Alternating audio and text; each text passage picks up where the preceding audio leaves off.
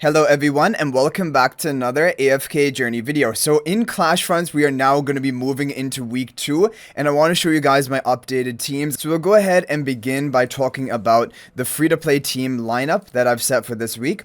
So on further testing I noticed that the Malison artifact is doing much better for this Iron nuking team with Shimira. So I recommend that you go for that.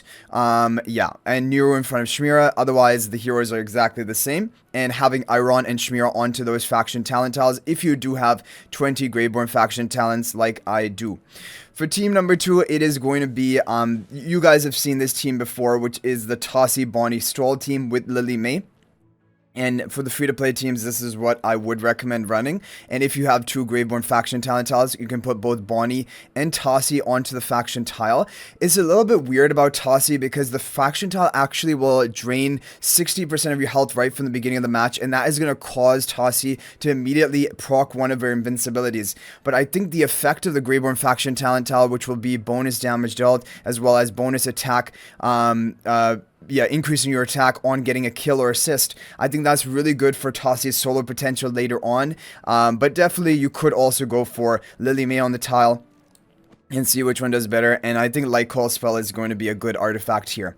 Team number 2, this is what you've seen before. Now, if you have 2 of the Mauler faction talent tiles, I believe the second one will be here where we move Lenya to. And then you can modify the positioning like this, having both Lenya and Shakira on the faction talent tiles. That's basically what you want to do. But if you only have 1 tile like I have here, then I think it's better to have this arrangement because then Shakira is going to be taking most of the aggro rather than the Lila, because you don't want the Lila to be tanking so much damage being in the front position unless you need to in order to give Lenya the second faction talent tile. With the Dragon Roar artifact for team number 4, it is going to be this Odie Siren Lightbearer team, which does pretty well, especially with the Core Forge artifact, making Odie unaffected and further increasing his haste. Hugin is going to increase his damage by quite a lot, and Real Fresser in front of Siren. This does pretty well, definitely an overall solid team.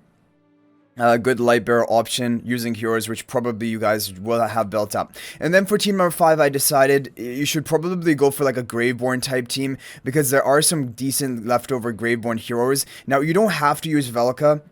For example, if you have a higher Paragon upgraded, I don't know, even Carolina, Viperion, honestly, even Salazar, maybe it would just be better to run that. But Velka is good because she will give the attack speed buff as well to Vala and Sylvina, who are going to be kind of your kill threat. And Sylvina will jump onto the faction tile of the opponent, and Vala will hopefully mark it, and then they can try to get a kill early on with the Shadow Blast spell, execution and defense penetration to allow you to get that first initial kill. And using Damien, which is a healer, which a lot of people will have built up for PvP and not use in any of the other teams. So I think this is basically a good setup of free-to-play teams. There will be an ID in the corner. Now we're going to move on to the pay-to-win teams. So the pay-to-win teams, I've made kind of drastic changes, also due to the fact that I went all in. I recruited Kulu up to Paragon 4, and I even went for Cryonaia up to Paragon 3. I used all of my Stellar Crystals. I had like almost 800 saved up, and I used all of them upgrading these heroes because I decided I'm skipping on Bailaran, and I think Kulu and Cryonaia, these are 2 really meta PvP heroes that I did eventually want to get to Paragon 4, and I decided to pull the trigger and make that happen so that I can showcase some other teams for PvP. So team number 1 is going to be the same, the Shimira Iron Nuke team, which is still pretty strong, especially with the Malison spell. Definitely I recommend that artifact. Team number 1 in the 2 Graveborn faction talent tiles. Team number 2, now this is going to be inspiration from this team. Well, actually it's just a copy team from my guild mate, who is the rank 1 basically in my server. And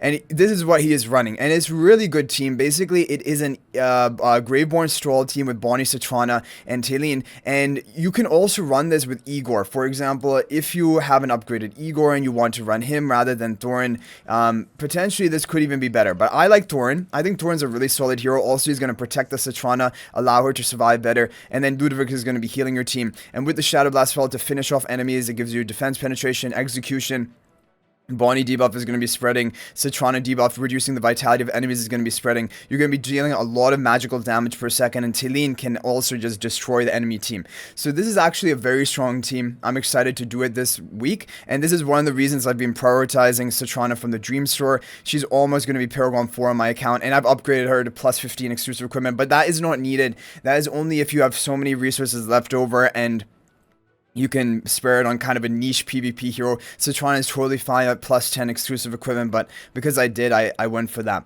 Okay, team number 3 is going to be the Mauler team with Athalia. Again, if you have 2 faction talents, and I believe the second talent is here. I'm not entirely sure, but I'm like 95% sure it is there. And then you just want to change up the positioning to have Athalia and Shakira on the tiles, but still having Athalia being buffed up by the twins is going to be important. So basically, this is the team for 1 faction talent tile. You move it up if it is 2 faction talent tiles with the Dragon Roar spell. I mean, just to talk about this team, is decent. Not a bad team, but it's not amazing either. The major issue with these Mauler teams is if the opponent has Lily May or they have Dunlinger, they really shut down your Shakira, and then you don't get much value. You need Shakira's ultimate, and then you have such a strong chance of winning. But that's kind of the issue, and Shakira is easily counterable by those 2 different heroes, and that is why this has some weaknesses. Team number 4. Okay, so team number 4 is the incredibly pay-to-win team. This team is basically exactly the same positioning as a team that was shared by Star-Lord and Milan, the people from Fight Club.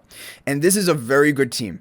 Basically, I monitor the performance of my guildmate who was running it this week, as well as I found a full Paragon 4 version of this team that I was fighting against and doing some testing in duel mode. And this team is very, very, very strong. Now, what I noticed was the recommendation from Fight Club was you can go for Enlightening Spell. Now, Core Forge probably would be the best, but I'm running Core Forge on team number 5. So if you have Core Forge spare, then you should run Core Forge probably on this team. But I definitely feel like it's better for you to run a seasonal artifact rather than a non-seasonal artifact.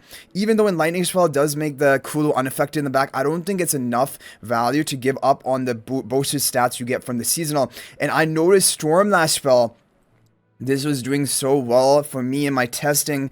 Basically, even though my team is a bit lacking because Paragon 3 Cryonaia and like everything else is pretty much capped out, but the opponent I was facing had 20 Celestial Hypogean faction talent tiles. He was running exactly the same team. He had full Paragon 4 and even crowned Cryonaia and Kulu and everything. And I was consistently able to beat him if I was running the Stormlash spell. And I think it is because this attack, this execution, it gives Cryonaia amazing burst. So I would recommend probably Stormlash spell. It seems to be the best.